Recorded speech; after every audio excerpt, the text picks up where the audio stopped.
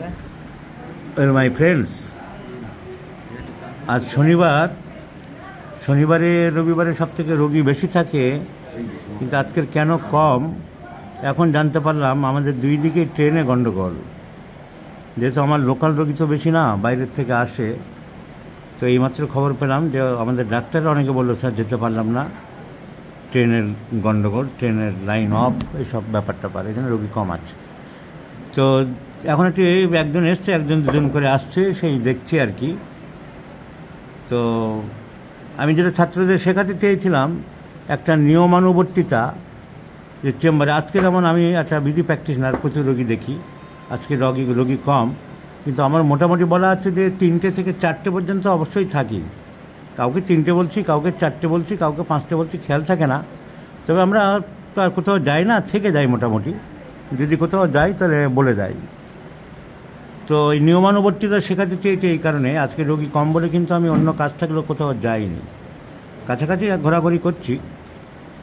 তো এইটাই সবাইকে শিখতে হবে, কারণ এরা যদি এসে গেছে, আবার যদি এখন কেউ একজন এসে যায়, তাদের তো দোষ নেই, তারা তো জানে ডাক্তারবাবু এই সময় পর্যন্ত থাকে।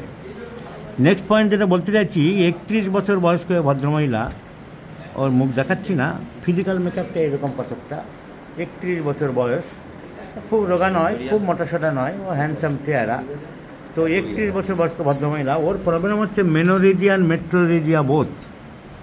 মেনোরেজিয়া মানে, মেনো মিন্স মাসিকের সময় ব্লিডিং খুব বেশি হয়, প্রকৃতির নিয়মে মেয়েদের যে প্রত্যেক মাসে ব্লিডিং হয়, তাকে সেই সময় যদি খুব বেশি হয় তাকে আমরা মেনোরেজিয়া বলি।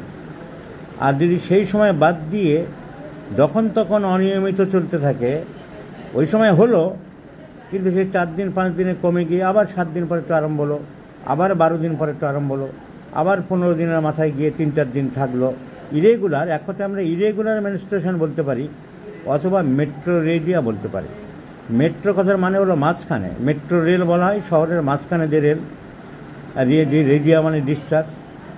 তো এর মাসিকের সময়ও খুব বেশি ব্লিডিং হয়, আবার অসময়ে অন্য সময় হয় মেট্রোরেজিয়া।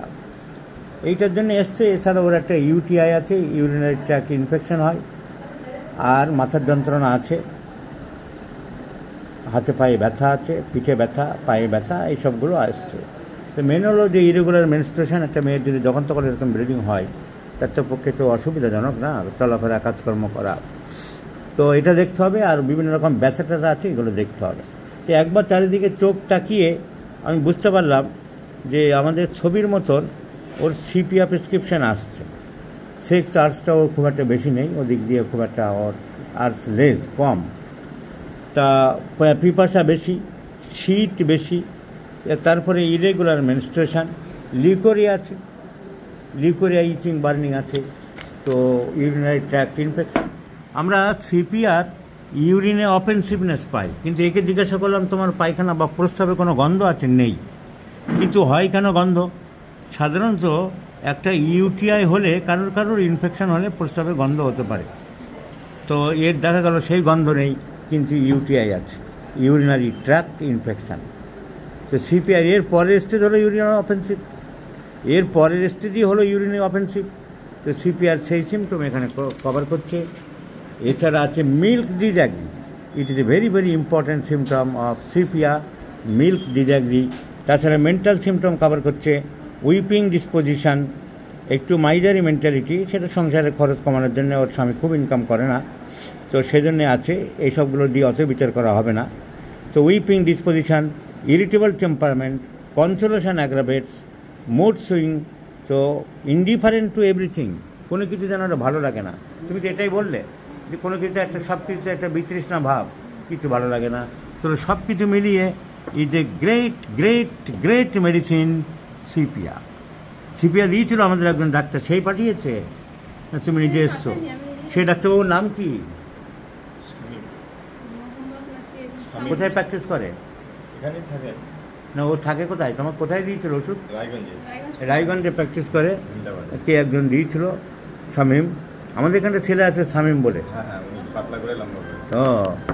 তো সিপিআর দিয়েছিল, একবার কি দুবার দিয়েছে, কন্টিনিউ হয়নি, ওরা তারপরে আমার কাছে চলে এসেছে। এই জন্য সিপিআর যখন বাদ দিয়ে আরও উচ্চস্তরের ভালো ওষুধ দিচ্ছি, যাতে তাড়াতাড়ি মেয়েটি সুস্থ হতে পারে। আমি দিলাম ink of the cattle fish. Ink of the cattle fish 1, 2, 3, 4, 5, 6 দিনে 2 বার করে দিলে আশা করি সুস্থ হয়ে যাবে। This is a typical picture of cattle fish ink.